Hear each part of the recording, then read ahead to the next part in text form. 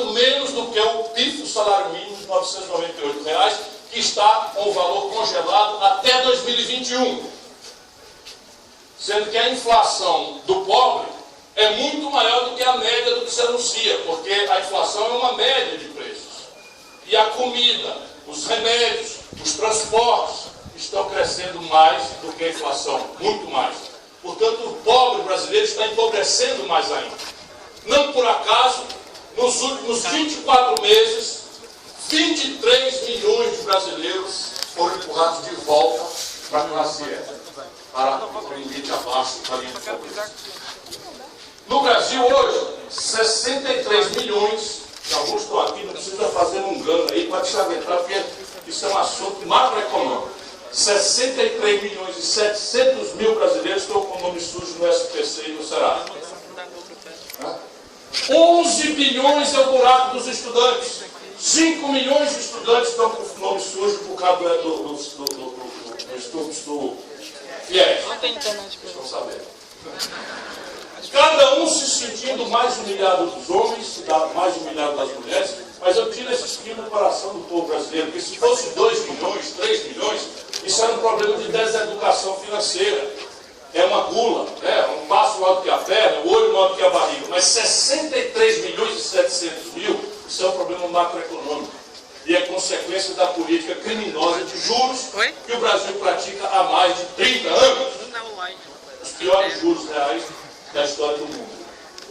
E aí, se a gente não tiver preocupação com esses indicadores sociais, eu chamo a atenção para alguns indicadores mais estritamente vinculados ao empreendedor, ao empresário brasileiro, que tem uma ideologia criptoconservadora, mas não está vendo a grande pintura, em que é um cenário de absoluta e devastadora destruição do processo produtivo do Brasil.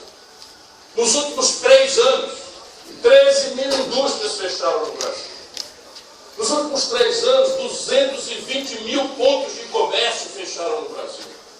5 milhões e 500 mil pequenas empresas do Brasil estão hoje inadimplentes com o nome no Serasa, antessala, antivéspera da falência. Lembrando que 7 em cada 10 empregos da economia brasileira são germinados por pequenas empresas. Estamos falando de 5 milhões e 500 mil com o nome sujo, como as famílias brasileiras estão. O endividamento empresarial brasileiro é o maior da história. 1 trilhão e 400 bilhões de reais vencidos. E ninguém está rolando o papagaio de ninguém nas grandes praças de São Paulo e do Rio de Janeiro. A inadimplência também empresarial é a maior. Anunciando uma coisa concreta, não tem investimento empresarial. Se a gente não tiver a preocupação social, se a gente não tiver a preocupação com o tecido produtivo, vamos agora para olhar só 2 números breves da barbárie que se instalou na vida brasileira, em 2 números apenas, para não deprimir, porque o assunto hoje é solucionático, como dizia o Dada Maravilha. Não é problemática, é questão diagnóstica. 2 números. O Brasil anotou 57 mil homicídios nos últimos 12 meses oficialmente levantados. Notícia boa relativamente é que esse número está discretamente caindo. 12 meses antes tinha dado 61 mil, agora deu 57 mil, e até junho o Observatório Trabalhista, que é um trabalho que a nossa PDT faz para ajudar esse debate, para ajudar a população a julgar os governos menos por paixão e ódio e mais por objetividade inteligente, nós anotamos apenas comparado com a tragédia anterior, 22 mil homicídios até julho. Significa que, se projetar para o segundo semestre, nós estamos com uma tendência sólida de queda dos homicídios. Os especialistas estão estudando ainda, ninguém pode atribuir, mas se estivesse aumentando, a gente ia botar a culpa no Bolsonaro. Portanto, é justo e honesto que a gente diga que durante o período do Bolsonaro, este número está discretamente melhorando. Mas tem um outro número que está piorando da violência, que demonstra que não é uma ação propriamente de governo, mas talvez o efeito demográfico do genocídio dos jovens. Essa é a primeira hipótese dos especialistas que me ajudam. Como a morte, quem mata e quem morre, especialmente são jovens na periferia, são tantas as mortes e tantas as prisões de jovens que está faltando população para matar e para morrer. é o que dizem os antropólogos, como o primeiro momento. Né? Vamos aguardar que a ciência ilumine isso para continuarmos examinando as coisas com inteligência e honestamente. Se estivesse aumentando, a gente ia reclamar do governo. Portanto, é honesto que a gente atribua o número correto às coisas. Mas neste mesmo período, 66 mil estupros foram oficialmente registrados no Brasil. De novo, não vamos passar rápido por número. Cada número desse é uma mulher. Nossa mãe, nossa esposa, nossa filha, nossa avó, porque a barbárie não poupa ninguém. 66 mil estupros. E todos os especialistas que me ajudam, e eu repito isso sempre, dizem que esse número está subnotificado, porque as mulheres se envergonham de denunciar estupro, muitas vezes são maltratadas nas delegacias por uma polícia que não está treinada para isso.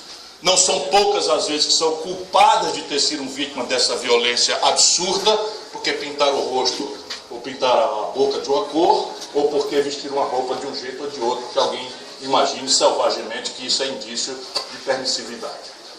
Chega, não chega? Me parece que pelo ângulo social, pelo ângulo da barbárie, pelo ângulo do tecido econômico, fica evidenciado pelo grande número e pela raio-x de que nós estamos vivendo uma crise estratégica e que ela não tem solução no ódio e no personalismo. Não é problema, acreditem, de trocar Francisco, Maria ou Pedro por José, João ou Raimundo, eu estou tentando dizer. Isto é problema para ser resolvido por um projeto nacional de desenvolvimento. E a gente não pode passar, isso já começa a ser opinião minha, e a gente não pode passar também muito rápido sobre cada palavra dessa, porque cada palavra dessa tem um conteúdo politicamente sofisticado, anuncia uma porção de conflitos, em parte deles, os interesses nacionais e populares do Brasil estão sendo sistematicamente derrotados. Porque é tão grave que nós precisamos até entender de volta o significado das palavras projeto, nacional e desenvolvimento. Projeto supõe o quê? Projeto supõe um plano. Plano é o quê? Meta, objetivo, prazo, estimativa de custo, divisão de tarefas, quem faz o quê, em qual prazo, quanto custa, de onde vem o dinheiro, quem vai pagar essa conta, em que proporção. Vejam o apunhado de conflitos envolvidos numa palavra. E essa palavra hoje é derrotada globalmente, menos em alguns lugares que estão tendo êxito.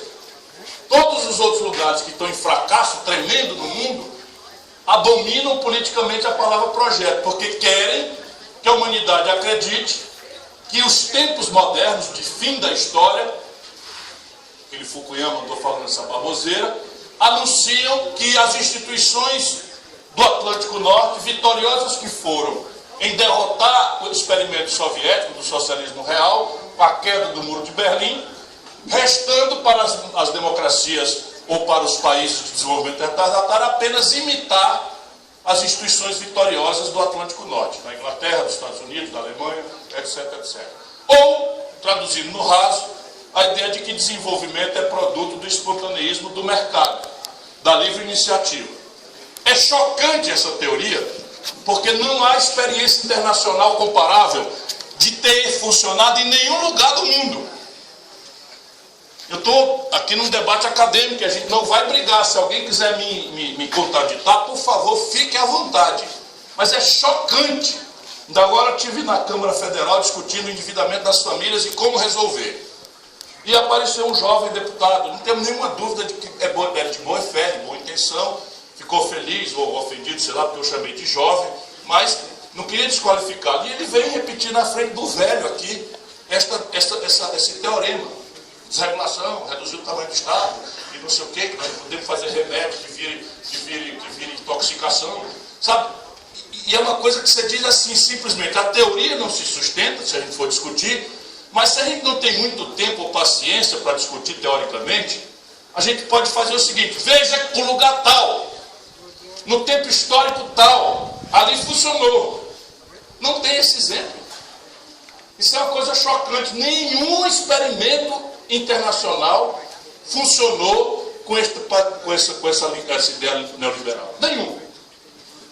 Por quê? Porque o mercado ele é extraordinariamente insubstituível. Nós, do PDT, somos pioneiros, lá com Pasqualini, com Getúlio Vargas, nós somos pioneiros em perceber isso, né, no debate brasileiro, quando nós percebemos a impossibilidade de abolir a propriedade privada. Portanto, nós não temos nenhum preconceito.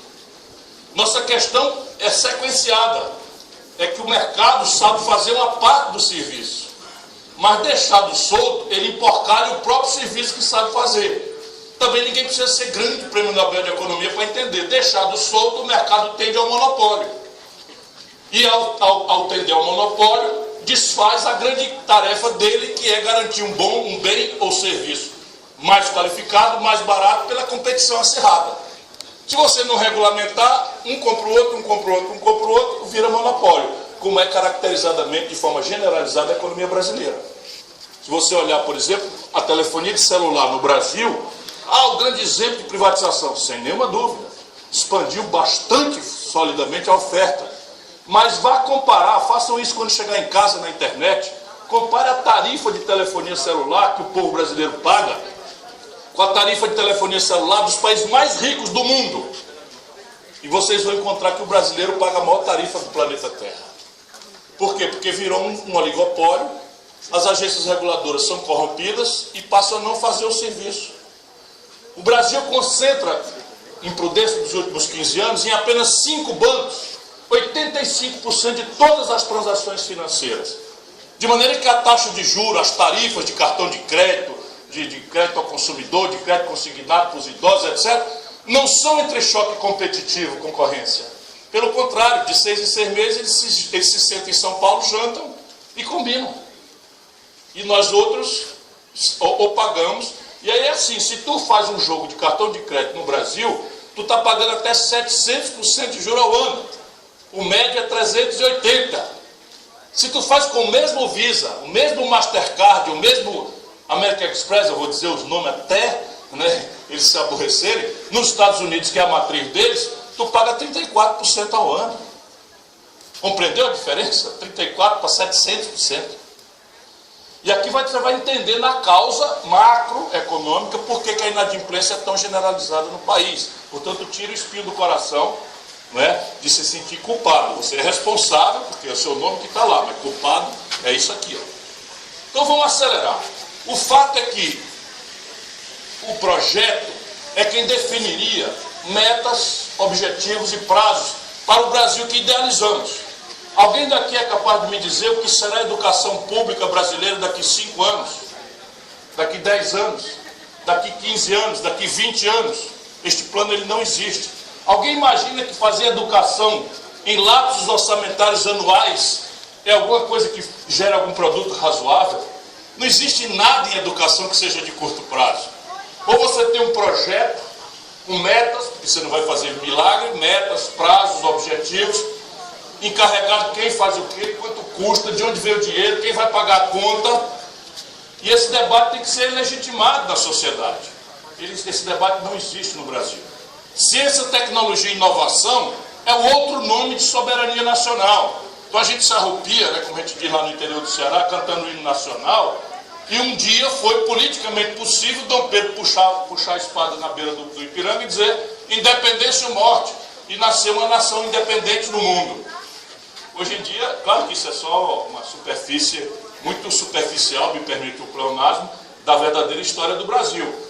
Mas hoje em dia, se você não tiver ciência, tecnologia, inovação, sofisticação tecnológica, inteligência nacional capacitada, treinada, você é simplesmente uma ex-nação. Neste ajuntamento aqui, chama vadião, né? É porque é lugar de vadiar, Nós estamos vadiando legal dessa vez, né? Também com a vista dessa. Pois bem, neste vadião tem mais celular do que gente. Eu garanto que eu tenho 2 e eu não conheço quem não ande com um celular. Outro dia apareceu no auditório uma pessoa e pediu autógrafo. Porque eu disse, não tem um que não tem um celular. 100% deles, pouco importa onde é montado, vem do estrangeiro. 85% de toda a química fina dos remédios que nós tomamos vem do estrangeiro. Toda a microeletrônica, toda a informática, toda a telecomunicação brasileira vem do estrangeiro. As comunicações militares do Brasil são processadas, Ave Maria, como eu tenho vergonha de lembrar isso, por satélites estrangeiros.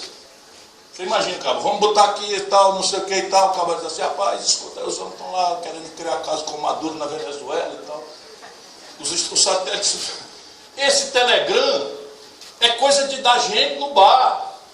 Aqui, a Lava Jato, a Polícia Federal, os ministros e o homem da Lava Jato, Moro, não sei o que e tal, botaram os documentos e as conversas porcas tudo no Telegram para um hacker de Araraquara devassar. E é 4 terabytes de conversa. Vocês vão ver a desmoralização.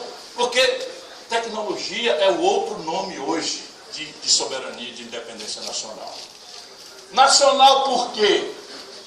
Seguindo a palavra projeto nacional. Ora, porque as condições de empreender, de produzir aquele bom, bonito e barato que a gente aspira como elemento felicitante, ainda que equivocado, não são essas condições de empreender, de produzir, de trabalhar, de pagar salário, de gerar emprego, de gerar imposto, para dizer de onde vem o dinheiro para pagar saúde, segurança, que são as nossas emergências. As condições de empreender são gravemente nacionais e cada vez piores.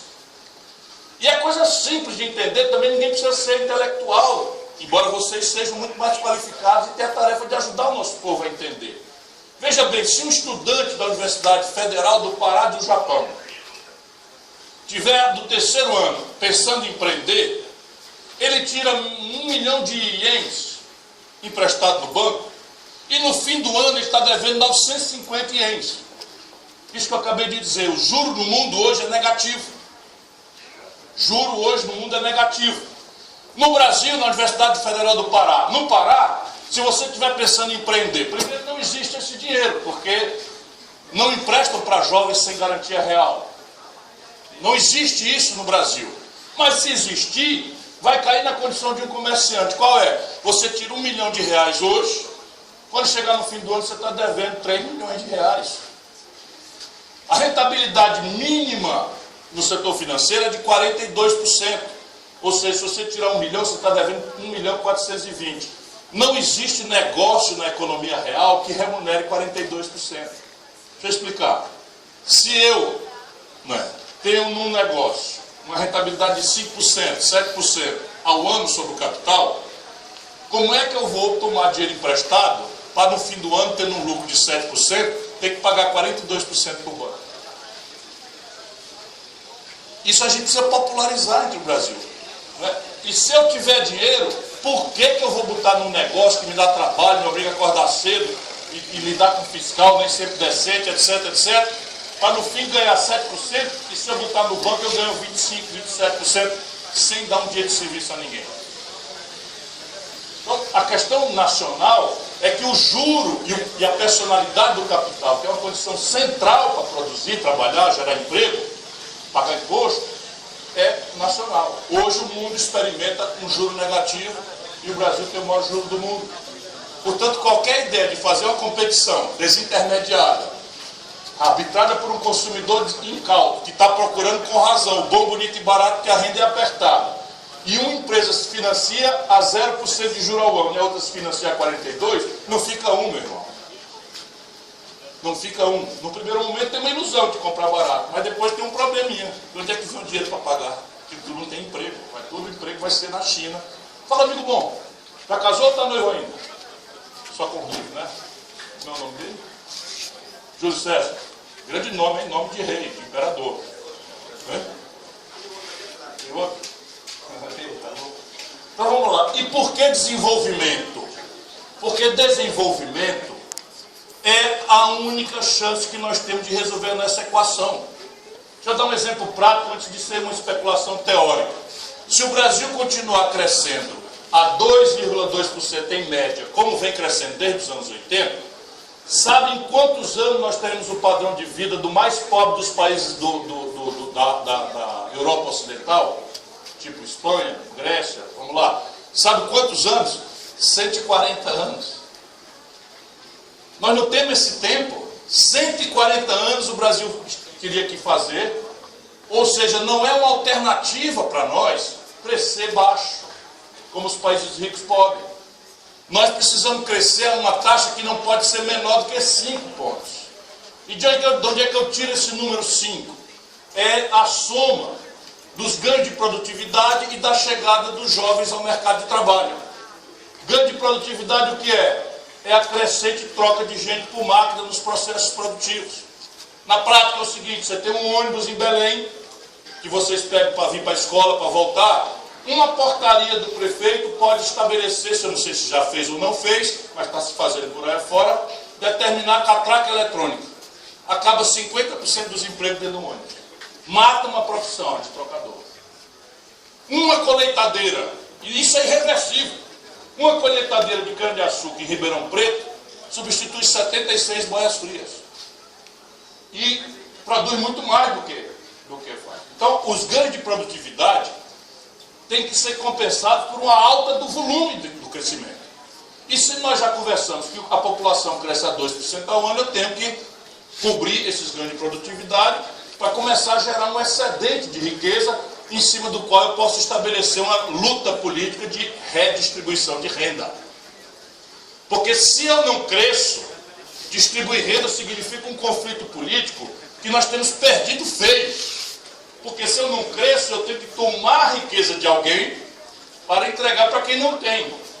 Para defender a riqueza que o cidadão já tem, ele ganha politicamente e nós estamos sendo derrotados. Por exemplo, a economia política brasileira, expressada no Congresso Nacional, a derrota é 3-1. E isso é trágico, porque vem aí um modelo previdenciário. Onde é que foi a amargura do ajuste da Previdência? Em cima do pobre. Vamos para os números, para não parecer que eu estou aqui reativo, com saudade de um tempo insustentável. Nós do PDT temos uma proposta, apresentamos um substitutivo. Não é nem nossa tarefa. A tarefa que o povo nos deu foi ser oposição. Apontar os malfeitos, cobrar as promessas, debochar dos erros, né? Puxar a contradição. Mas nós nos sentimos tão gravemente preocupados que nós estamos nos obrigando à arriscadíssima tarefa de, para cada crítica, fazer uma proposta. E vocês não têm ideia do que você fazer uma proposta de reforma da Previdência sem ter os cofres públicos e os funcionários. Você tem que furar números e para nós apresentar uma proposta inteirinha. Mas vou dar um número para vocês. O déficit hoje da Previdência, se não tivesse os desvios, que chama DRU, seria de 50 bilhões de reais. E esse déficit é espalhado de forma desigual entre os diversos grupos da Previdência. Então existe um regime que é o regime geral da Previdência. É o regime do povão. O buraco aqui é de R$ 1.400 por cabeça.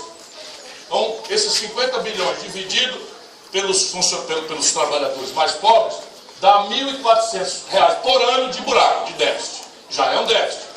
Quando você vai para o déficit do setor público, judiciário e legislativo, o déficit sobe para R$ 26 mil por cabeça. Então você divide o buraco por funcionários dos legislativos e executivos, sobe para 26 mil. E quando você vai para o regime dos militares, você chega a um buraco por cabeça de R$ 124 mil. Vamos reformar fazendo justiça. Onde é que a gente começa, gente boa? Onde tem 1.400 ou onde tem 124 mil por cabeça? Esse é o embate que eu estou falando para vocês. E nós estamos perdendo de goleada, 3-1, 4-1, porque nós estamos deixando o embate ser feito no sistema representativo, que se elege aqui embaixo conosco, mas opera as instituições cercado do lobby e dessa divisão, né, de riqueza e de poder que o Brasil hoje, como nenhum país do mundo rico, do mundo civilizado, democrático, pratica. Só para vocês terem uma ideia, o déficit dos militares eles custam 47 bilhões de reais por ano e contribuem com 3. Sabe o que o Bolsonaro fez agora? Está dando um aumento de até 124% entre aumento nominal e gratificações para a cúpula das Forças Armadas, deixando os soldados, os sargentos de cabos sem reajuste. E tudo isso na cara da freguesia e nós aqui nem uma vitrine quebrando. Estou invejando o povo do Equador. Estou recomendando quebrar vitrine nenhuma. Mas daí a ficar parvalhado e assistindo o país ser destruído, vai uma distância que me incomoda muito. Sim, eu estou cutucando vocês, né, na esperança que vocês, uma hora dessa aí, entendam, sem ir pela minha cabeça. Vou raciocinando, porque é o futuro de vocês. É o futuro, não o futuro, não. Amanhã, hoje, não tem futuro para o povo brasileiro mais jovem. Então, o Projeto Nacional de Desenvolvimento, ele tem que entender qual é o seu objetivo. E o objetivo estratégico, aí começa a grande questão ideológica, os valores, a que senhor você quer servir.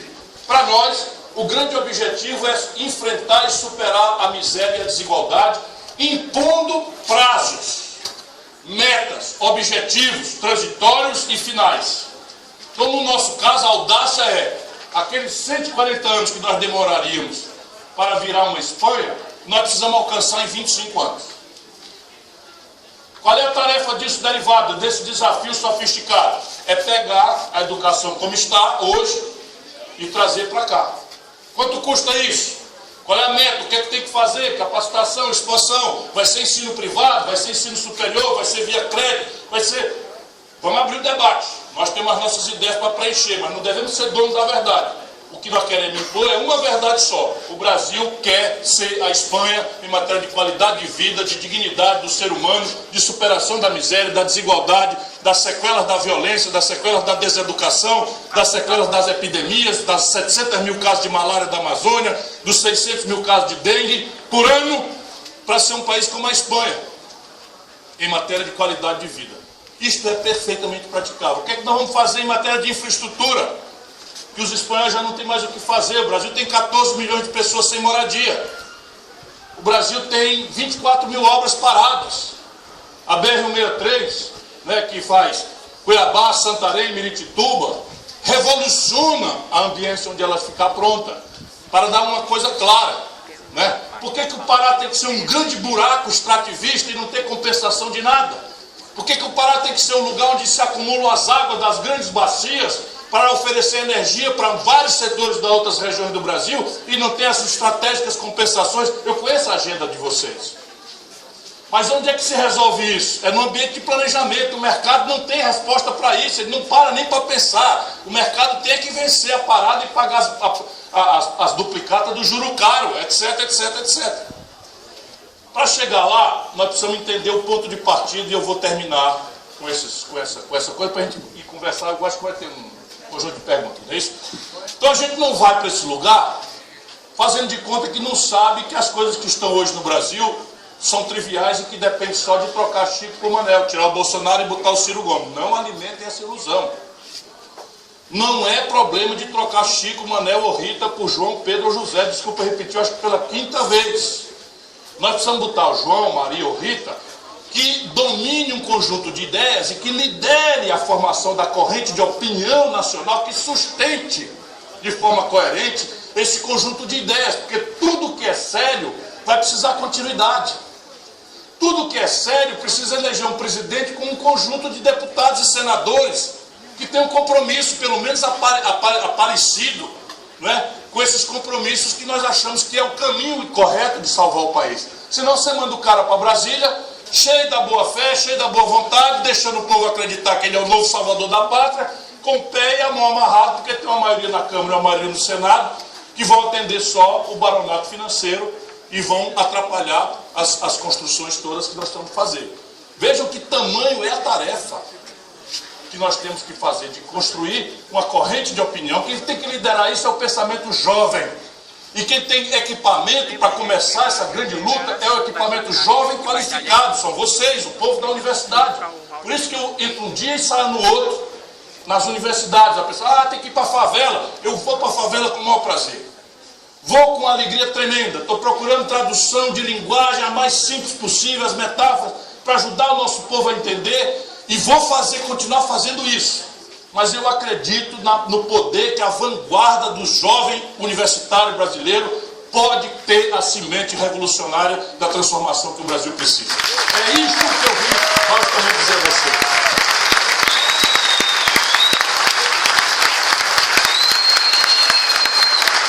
O Brasil, para voltar a crescer, para começar a resolver esse problema do projeto nacional, tem que consertar 4 motores que estão os 4 no prego. A gente chama no Ceará, não sei se aqui no Belém também é assim. Lá para o sul eles chamam enguiçado. Então, os 4 motores, isso é que me choca. Se vocês olharem as entrevistas do Paulo Guedes, então o Brasil vai crescer daqui 6 meses, o Brasil vai crescer daqui 1 ano, o Brasil vai crescer daqui 2. E ele não diz de onde é que vem esse crescimento, como se o crescimento econômico fosse consequência de algum fatalismo ou de alguma expectativa emocional que resolvesse o problema. Ô Paulo Guedes, eu vou repetir aqui para o povo do Pará, pelo amor de Deus, irmão, presta atenção. Não tem desenvolvimento com os 4 motores que ativam o desenvolvimento, os 4 no prego. Vamos raciocinar juntos. E ninguém precisa ir para Chicago. É porque a televisão quer que nosso povo não entenda, não domine os assuntos, que no dia que o povo brasileiro entender o que de fato está acontecendo, vai ser muito mais quente do que o Equador, o movimento que o povo brasileiro vai fazer. Primeiro motor enguiçado, o consumo das famílias. Todas as vezes que o Brasil cresceu, esses pífios 2,2%, desses anos 80 para cá, 60% da energia gasta para fazer esse crescimento acontecer foi o consumo das famílias. Um negócio importante da gente entender, o Ciro fala difícil, não senhor, meu patrão é tão simples, é assim, ó. Se a família consome, o comércio vende. Se o comércio vende, ele contrata pessoas para vender. E se ele vende, ele encomenda da indústria. E se a indústria tem encomenda, ela contrata pessoas para produzir. E se a indústria vende, ela puxa da matéria-prima, que por sua vez tem, né, o que fazer para empregar gente também. Então o consumo das famílias é óbvio que começa a fazer a roda girar. Não é o único, são 4 motores, nós vamos começar com esse. E de onde é que vem o consumo das famílias? Vem de 3 fatores. Também ninguém precisa ser grande gênio para entender. Pelo contrário, todo mundo entende, se deixar. Primeiro fator, emprego. Segundo fator, renda. Terceiro fator, crédito. Ou de onde é que vem mais? A família só pode consumir se tiver empregada, se tiver renda, ainda que não seja do emprego, e se tiver crédito, que gera uma demanda adicional à renda que ela tem no curto prazo. Como é que estão as coisas? Por isso que eu gastei o tempo no diagnóstico. Desemprego massivo, informalidade recorde, não tem emprego e renda. E o crédito, 63 milhões e 700 mil pessoas com o nome do SPC. Característica básica, constrangimento do crédito. Estão banidas de fazer qualquer compra, qualquer crediário, de ter um cartão de crédito, etc, etc, etc. Emprego e renda vem depois que a máquina começa a girar. Mas o que a gente pode agir é no crédito. O governo pode agir. Hoje, em Fortaleza, como eu tenho essas ideias há muito tempo, discuto, estudo, proponho, e tem uma turma muito grande lá no Ceará me ajudando, tanto tecnicamente quanto na operação da política, hoje em Fortaleza nós conseguimos de novo um grande feirão em que a Prefeitura, mais o DECOM, mais o Ministério Público chamam as instituições, os crediaristas, a CAGES, que é a Companhia de Água, a Telefônica, a Teleceará Antiga, que agora é Oi, não sei o que, Claro, Viva, etc. E ajuda o povo a dar o desconto do juro, da correção monetária, da taxa de permanência, dos abusos. Sabe quanto é que foi o desconto hoje?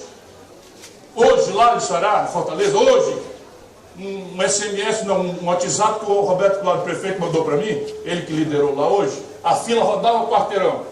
97% de desconto. 90%, qualquer um de vocês consegue no leilão do Serasa. Se o governo entrar para cobrir, você consegue isso e financia com o Banco do Brasil, com a Caixa Econômica, trazendo a taxa de juros para um padrão de 10%, 12% ao ano, que é muito juro, mas sai de 800%, 700%, você restaura o crédito. E aí começa a girar, consertar o primeiro motor. O segundo motor, por isso eu demorei no diagnóstico, é o investimento empresarial. A gente precisa ser gênio para entender. Só funciona a economia, só se expande a economia se alguém abrir uma loja sem a outra fechar. Se alguém abrir uma indústria sem a outra fechar. Se alguém expandir uma roça com os devidos licenciamentos, né, sem a outra encolher. Como é que faz uma loja nova, uma fábrica nova ou uma roça nova? Com investimento. E o investimento é uma variável de 2 fatores. O fator capacidade atual instalada, ocupada. De novo, nada de mistério. Quando você tem um país assim, você conhece tecnicamente quantas geladeiras esse país é capaz de produzir. Quanto tudo, na verdade. Vou pegar o exemplo da geladeira. Então o que está acontecendo com o Brasil há vários anos? Há vários anos. O Brasil tem capacidade de produzir 100 geladeiras, em média, e está conseguindo produzir só 66. Porque não tem quem compre. Pergunta simples. Precisa ser Nobel de Economia para entender que se eu tenho capacidade de produzir 100 geladeiras e só estou conseguindo produzir 66, eu vou fazer investimento para produzir mais geladeira? Dá para entender? É difícil entender isso? Então a capacidade instalada ociosa no Brasil é de 34%. Enquanto essa capacidade instalada não descer para menos de 10%, não vai ter investimento. Paulo Guedes está mentindo, está enganando o Bolsonaro. E por sua vez se engana porque confessa candidamente que não entende nada disso. Eu não entendi nada, vai aprender o que aprender quer, vai ser presidente da República, meu irmão. A gente precisa entender um pouco isso. O Brasil entregou agora a presidência da República há algum tempo a estagiário. Eu estou falando de estagiário. Se vocês têm coragem de fazer uma neurocirurgia no terceiro ano de medicina, com toda a qualificação, com anatomia, etc, não dá para fazer. Isso aí exige uma especialização e tal. E no governo, se você não arbitrar a confusão, você dança, irmão. Você dança mesmo, porque ninguém serve a dois senhores. E o governo é para servir ao senhor barão, ao senhor ricão, ao senhor poderosão, ao senhor estrangeiro. O povão está em casa zangado. Só é lembrado na véspera de eleição, vai lá, torce o nariz, já não acredita em mais nada, mas precisa renovar a esperança, escolhe alguém e volta para casa. Para dizer que todo político é ladrão, que todo político é picareta, que todo político é mentiroso, e esperar que o que não ficou de vir, porque votou na crença na personalidade do cidadão, porque ele agora trocou o ambiente de emprego, salário, aposentadoria, para discutir costumes, religiosidade, né, como é que se adora a Deus. Isso é um novo fenômeno brasileiro, né, que é trocar o ambiente do debate político, onde não existe verdade, só existe uma forma de alcançar a verdade, é o debate, é cada um botar a sua ideia aí e chocar as ideias, e quando você interpreta a religião, você diz assim, atenção, eu estou falando em nome de Deus. Fodeu, irmão, não tem mais. Se você me contestar agora, meu irmão, você do purgatório você desce. E isso não é para fazer outra coisa senão respeitar a religiosidade do nosso povo. Coisa que uma certa esquerda antiga também não respeita. Nós precisamos entender essa religiosidade, essa moral popular, para que a gente não seja um déspota esclarecido que acha que as coisas deviam ser assim e que o nosso povo é um bando de idiota incapaz de entender o que eu entendo que devia ser. Isso é um defeito grave da velha esquerda, do mundo e do Brasil também, porque perdeu a noção de projeto com aquela do Muro de Berlim. Portanto, o investimento empresarial, a segunda etapa, é o crédito. E aí o que acontece no crédito? 1 trilhão e 400 bilhões vencido. 5 bancos concentrando 85% das operações e o governo pagando por um papel muito mais do que a fábrica de geladeira dá de lucro. Se você não quebrar isso, também não vai acontecer. Terceiro motor, óbvio, o investimento público. O investimento público, só para vocês terem uma ideia, para começar a obviedade desse motor, o Brasil hoje tem 24 mil obras paradas. Eu citei a BR-163, mas podia falar da Transnordestina, podia falar da Eclusa de Tucuruí, podia falar do projeto São Francisco, podia falar da duplicação da chegada da BR-116 no Rio Grande, da indústria naval colapsada.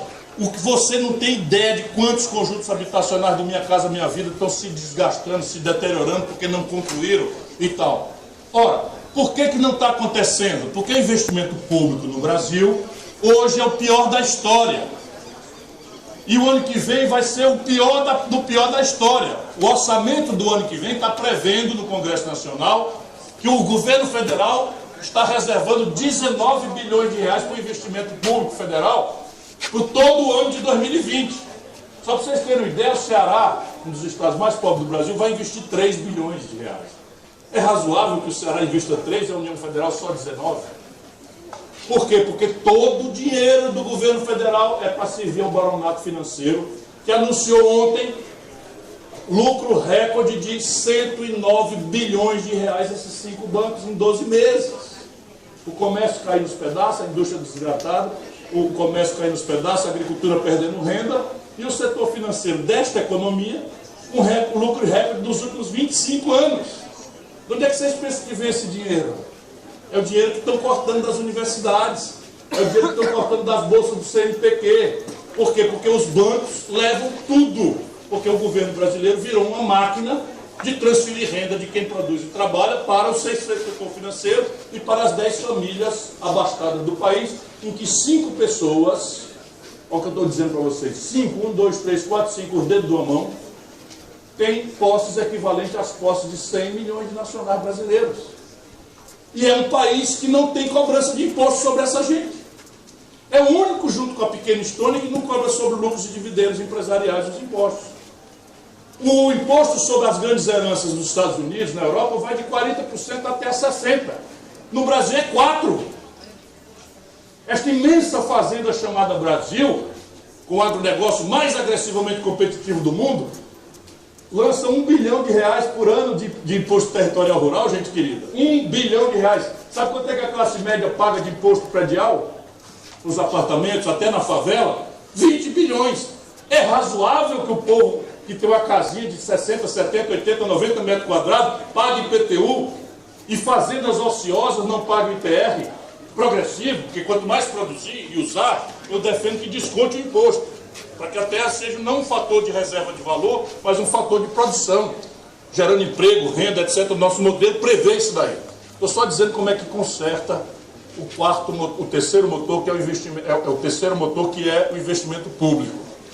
A soma de um imposto sobre lucros e dividendos, renúncia fiscal, o mundo se acabando, todo mundo sendo chamado ao sacrifício, o Brasil fez isenções de impostos de grande, sem nenhum critério. Algumas coisas são boas, mas sem nenhum critério que explique 350 bilhões de reais. Não é sonegação, que é outra pancada que a gente não pode dar o nome porque a gente não sabe. Estou falando o seguinte: o camarada deve o imposto e o governo fez uma portaria, um decreto, dizendo está dispensado de pagar o imposto. Isenção, renúncia fiscal. 350 bilhões. Se eu descontar 20%, deixa 80% dessa renúncia. É muito razoável num momento de sacrifício. Eu recado mais 70. 70 de um com 70 do outro dá 140. Sabe quanto é o déficit esse ano? 130. Em 12 meses você resolve o déficit, se quisesse resolver, cutucando 1% da população mais rica. E o Paulo Guedes com o Bolsonaro vai passar os 4 anos e não vai resolver o desequilíbrio fiscal. E vai arrochar mais ainda as despesas do povo.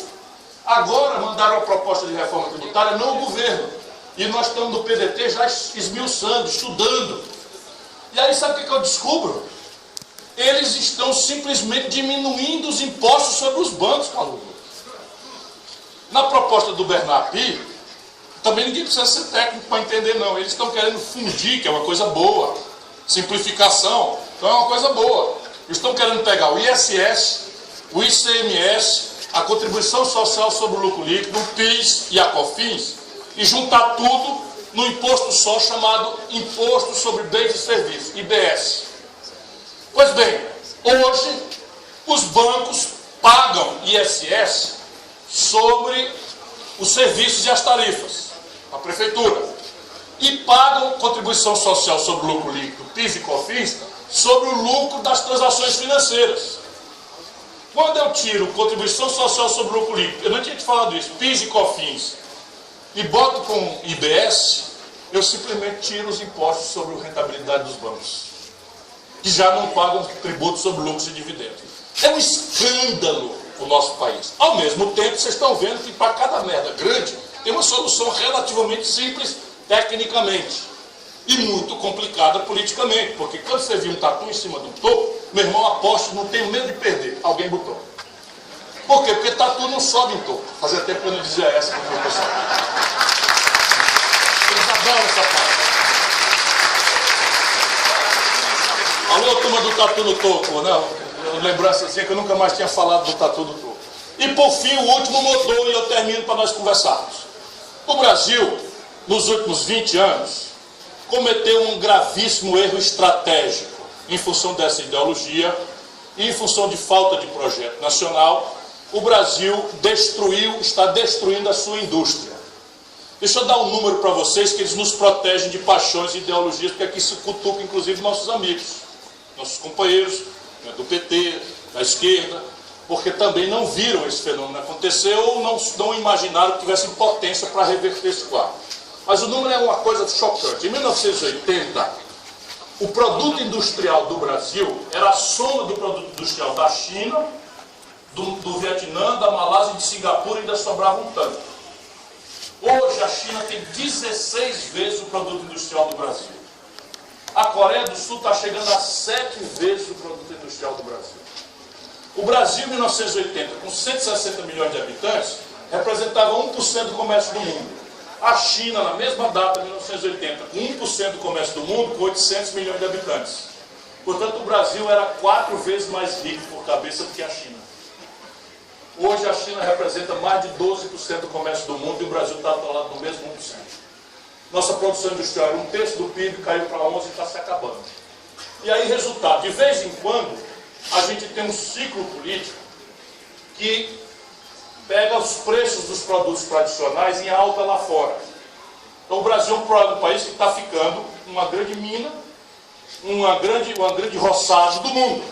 Então nós estamos produzindo petróleo, grãos e proteína animal, gado, carneiro, frango, tudo produto sem valor agregado. Evidentemente que milho, soja, petróleo, produtos básicos sem agregação de valor, não pagam a conta de eletroeletrônico, química fina, meio de diagnóstico médico sofisticado, informática, carros com transmissão eletrônica, com airbag, etc, etc, que vem tudo de fora. Então, ciclicamente, a gente pega, vem o real, o povo ganha um pouco de renda em 2, 3 anos, vai ao consumo, o consumo explode e a produção não acompanha. Quando os preços lá fora estão altos, a gente fecha a conta 1 ano, 2 anos, depois quebra. Foi o que aconteceu com o Fernando Henrique, nós nunca mais o PSDB ganhou a eleição nacional. E foi o que aconteceu agora com o PT no governo. De novo, aqui é um exame gelado, disponível para contestação fraterna, porque eu estava lá ajudando. E cansei de falar porque eu estou dedicado a isso há muitos anos. Então o Lula expandiu o consumo do Brasil. Importante. Melhorou o salário mínimo de forma expressiva. Expandiu o crédito com proporção do PIB de 17% para 55% do PIB. Criou uma rede de proteção social que, consolidada nos ambientes de economia mais deprimida, tem um efeito